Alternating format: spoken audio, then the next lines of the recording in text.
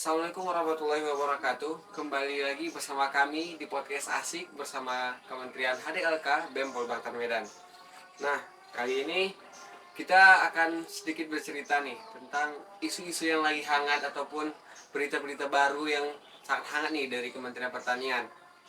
Dan sekarang lagi memang Indonesia ya, dengan iklim yang mulai panas, dengan climate change yang saat ini semakin membara di mana-mana akibat kerusakan polusi, degradasi tanah dan semacamnya, sehingga membuat suhu temperatur bumi semakin memanas. Nah, inilah salah satu penyebab kenapa Indonesia saat ini krisis pangan. Nah, oleh karena itu khusus podcast kali ini kita akan membahas tentang krisis pangan nih bersama rekan saya Imam Saipi.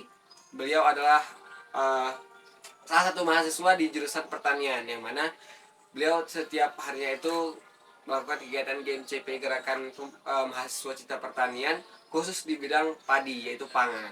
Nah, boleh diperkenalkan diri? Oke, halo semuanya. Perkenalkan, nama saya Imam Seipi. Saya dari kelas TAN 2A mahasiswa Politeknik Pembangunan Pertanian Medan. Nah, di podcast kali ini kita akan membahas nih khusus tentang krisis pangan.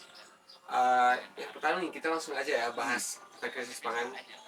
Kan kita tahu bahwa kemarin kita juga sempat nih melakukan kuliah umum bersama Kementerian Pertanian.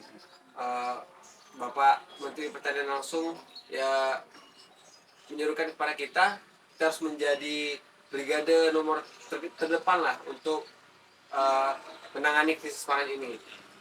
Yang pertama itu, apa sih yang melatar menteri ini, yang latar belakangnya oleh menteri ini, kenapa menteri ini gencar sekali nih untuk menangani krisis pangan, melakukan perluasan area tanam dan upaya perlakuan khusus. Nah, seperti kita ketahui ya saya, ini kan yang namanya PAT atau perluasan area tanam dan juga upaya khusus ini adalah suatu program dari Kementerian Pertanian, khususnya di pada masa jabatan Pak Andi Amran Sulaiman. Jadi ditinjau dari beberapa aspek itu, Bapak ini ternyata mempunyai beberapa latar belakang untuk apa dilakukan PAT dan UPSUS ini sendiri. Yang pertama itu untuk meningkatkan pangan secara nasional. Seperti kita ketahui bahwasanya Indonesia ini kan mempunyai tujuan untuk mencapai swasembada pangan di tahun 2045. Maka untuk mencapai hal tersebut, maka muncullah program ini, perluasan area tanam ini, karena seperti kita ketahui bahwasanya juga di Indonesia ini itu kan terlalu banyak lahan yang terbengkalai atau juga alih fungsi yang tidak berguna. Makanya dengan dilakukannya PAT dan UPSUS ini diharapkan mampu untuk mencapai swasembada pangan di tahun 2045 ini nanti. Kemudian yang kedua itu ialah untuk menghadapi krisis atau ancaman krisis pangan global. Seperti juga kita ketahui pada tahun 2019 dan juga beberapa tahun terakhir kan ada tuh COVID-19 dan juga terjadinya inflasi antara Rusia dan Ukraina. Maka dari kedua konflik global ini terjadilah yang namanya krisis pangan, bukan hanya secara nasional di Indonesia, akan tetapi terjadi juga secara dunia atau secara global. Makanya untuk mengantisipasi itu semua, Bapak Andi Amran ini sendiri meluncurkan program PAT ini sendiri dan juga upaya khusus untuk menjaga dan juga untuk mempertahankan ketahanan pangan kita secara nasional. Kemudian yang ketiga itu untuk mendukung pertumbuhan ekonomi. Yang kalau di mendukung pertumbuhan ekonomi ini kan seperti kita ketahui ini kan, Indonesia tadi seperti yang di poin pertama tadi, Indonesia ini merupakan negara yang sangat luas, khususnya atau bisa dibilang dengan negara yang agraris, yaitu khusus di bidang pertanian ataupun di perkebunannya. Maka dari itu dengan masa sih luas lahan yang begitu besar hanya mampu memproduksi yang sedikit. Makanya Pak Andi Amran ini sendiri membuat program ini supaya dengan perluasan area tanam maka mampu untuk meningkatkan produktivitas pangan secara nasional, kemudian juga mampu untuk meningkatkan hasil dari petani itu sendiri. Kemudian untuk mewujudkan kedaulatan pangan. Jadi seperti yang kita ketahui di ini ya, di mata kuliah di sini sendiri, khususnya di jurusan pertanian itu ada yang namanya ketahanan pangan. Jadi di situ seperti juga kita ketahui bahwasanya ada dulu program UPSUS yang namanya UPSUS Pajale atau UPSUS padi, jagung dan kedelai. Seperti kita ketahui bahwasanya jagung, padi dan kedelai ini kan merupakan komoditas unggulan yang ada di Indonesia. Walaupun seperti kita ketahui kedelai ini kan sekarang sudah banyak mengalami perubahan rekayasa genetika, perubahan genetik, dan juga tidak semena-mena diterima oleh negara Indonesia itu sendiri. Makanya dengan adanya program PAT dan UPSUS ini, maka diharapkan mampu menjaga kedaulatan pangan secara nasional. Nah, kita kan sebagai brigade terdepan nih untuk melaksanakan PAT dan UPSUS ini. Kan juga dari Polbangtan Medan sudah ada nih mengirimkan mahasiswa ke sana. Itu khususnya di daerah Sumatera Utara nih. Itu di daerah mana aja, Mas? Nah, untuk di Sumatera ini sendiri itu ada terutama di Tanah Karo, di Kabupaten Karo, tepatnya juga ada di Mardinding. Kemudian ada yang di daerah Deli Serdang, tepatnya di Batang Kuis. Kemudian di Serdang Bedage, di Labuhan Batu. Kemudian di Labuhan Batu itu sendiri juga terjadi beberapa titik.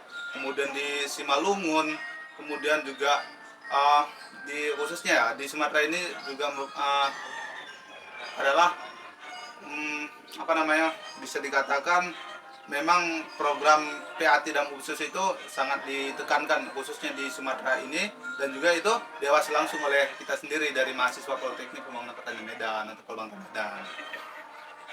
Nah, jadi kan tadi kita udah bicara nih tentang krisis pangan, tentang di beberapa wilayah mahasiswa yang ditempatkan. Nah, kali ini kita pengen bicara nih kayak mana sih kalau dari perkebunan itu kan, kalau bisa di kopi itu ada persiapan lahan. Kalau kira-kira di tanaman pangan semisal padi itu ada nggak?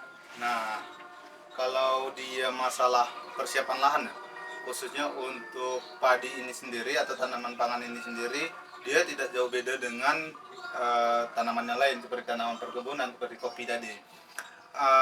Beberapa hal yang perlu dilakukan sebelum proses budidaya itu, yang pertama sekali itu ialah ini pengolahan lahan tadi. Kan seperti kita ketahui dengan pengolahan lahan yang baik, maka juga diharapkan nantinya hasilnya juga akan menjadi lebih baik. Karena di setiap kegiatan apapun, pada saat proses budidaya apapun, yang paling terpenting itu adalah persiapan lahannya. Kemudian yang keduanya itu ialah pengaturan irigasi. Pengaturan irigasi ini sendiri sangat berpengaruh pada saat proses budidaya, di mana jika kita sudah mengatur proses pengaturan irigasi ini dengan baik, maka pada saat nanti kita melakukan proses budidaya, maka kita dengan mudah mengatur, memasukkan, dan juga mengeluarkan air dari areal sawah. Kemudian yang ketiga itu pemberian atau biasa disebut dengan pemupukan dasar. Pemupukan dasar ini sendiri dia berguna untuk memberikan unsur hara terhadap tanah sebelum bibit atau sebelum tanaman itu ditanam di area pertanaman. Tujuannya agar nanti bibit yang kita tanam ini tadi mendapatkan unsur hara sebelum kita berikan pemupukan pertama nanti. Dia kan biasanya di pemupukan dasar kan dia 2 minggu atau 3 minggu setelah tanam. Dengan pemberian pemupukan dasar ini tadi diharapkan nantinya dia dapat menyesuaikan diri terhadap lingkungan itu dengan unsur hara yang ada pada saat pemupukan dasar tadi. Kemudian yang tak kalah penting juga ialah pengendalian gulma. Pengendalian gulma ini bisa dilakukan dengan beriringan dengan pengolahan lahan tadi. Dia kan di situ pengendalian gulma ini kita membuang tanaman atau tumbuhan yang tidak dikehendaki pada area pertanaman. Kemudian yang terakhir itu pengapuran. Pengapuran ini dia bisa dibilang dia termasuk ke opsi.